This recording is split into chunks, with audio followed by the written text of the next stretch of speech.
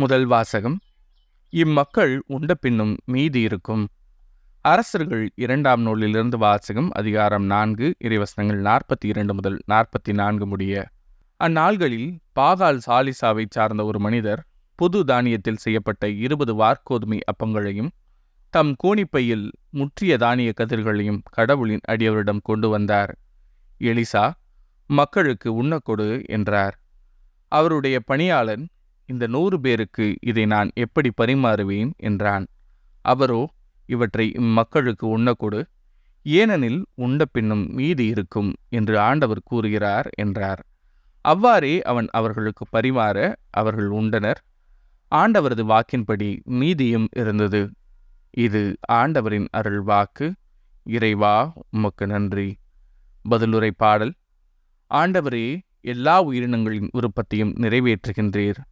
ஆண்டவரே, நீர் உருவாக்கிய யாவும் உமக்கு நன்றி செலுத்தும்.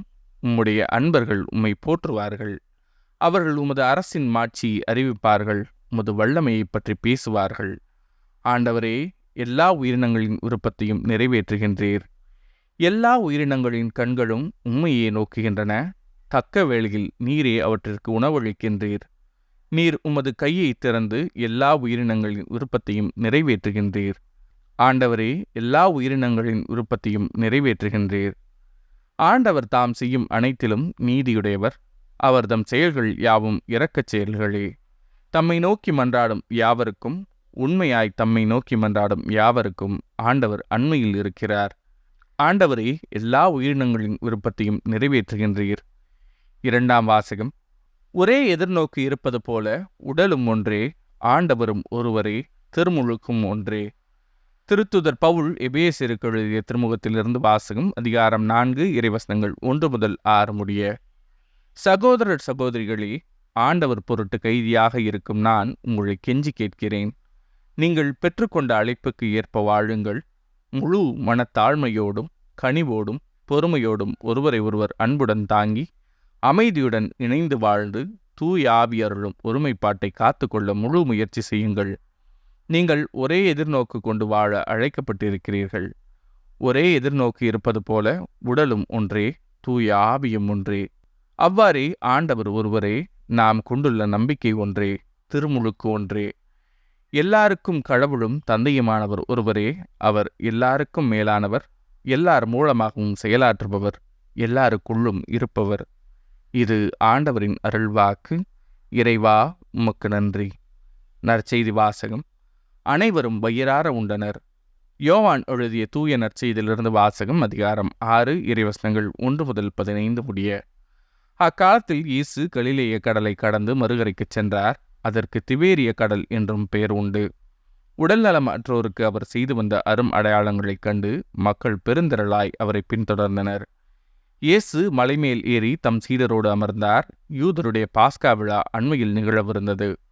இயேசு நிமிர்ந்து பார்த்து மக்கள் பெருந்திரளாய் அவரிடம் வருவதைக் கண்டு, இவர்கள் உண்பதற்கு நாம் எங்கிருந்து அப்பம் வாங்கலாம் என்று பிழிப்பிடம் கேட்டார்.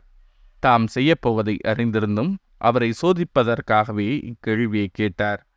பிழிப்பு மறுமொழியாக, 200 தெனாரியத்துக்கு அப்பம் வாங்கினாலும் ஆளுக்கு ஒரு சிறு துண்டும் கிடைக்காதே என்றார். அவருடைய சீடருள் ஒருவரும் சீமோன் பேதுருவின் சகோதரருமான அந்திரேயா, இங்கே சிறுவன் ஒருவன் இருக்கிறான். அவனிடம் 5 வார்கோதுமை அப்பங்களும் 2 மீன்களும் உள்ளன. ஆனால் இத்தனை பேருக்கு இவை எப்படி போதும் என்றார். இயேசு மக்களை அமரச் செய்யுங்கள் என்றார். அப்பகுதி முழுவதும் புல்தரையாயிருந்தது. அமர்ந்திருந்த ஆண்களின் எண்ணிக்கை ஏறக்குறைய 5000. இயேசு அப்பங்களை எடுத்து கடவுளுக்கு நன்றி செலுத்தி அமர்ந்திருந்தோருக்கு கொடுத்தார். அவ்வாறே மீன்களையும் பகிர்ந்தளித்தார். அவர்களுக்கு வேண்டிய மட்டும் கிடைத்தது. அவர்கள் வயிறார உண்டபின் ஒன்றும் வீணாகாதபடி எஞ்சிய துண்டுகளை சேர்த்து வையுங்கள் என்று தம் சீடரிடம் கூறினார். மக்கள் உண்டபின் 5 வார்கோதுமை அப்பங்களிலிருந்து எஞ்சிய துண்டுகளை சேர்த்து சீடர்கள் 12 கூடைகளில் நிரப்பினார்கள். இயேசு செய்த இந்த அரும் அடையாளத்தை கண்ட மக்கள், உலகிற்கு வரவிருந்த இறைவாக்கினர் உண்மையில் இவரே என்றார்கள்.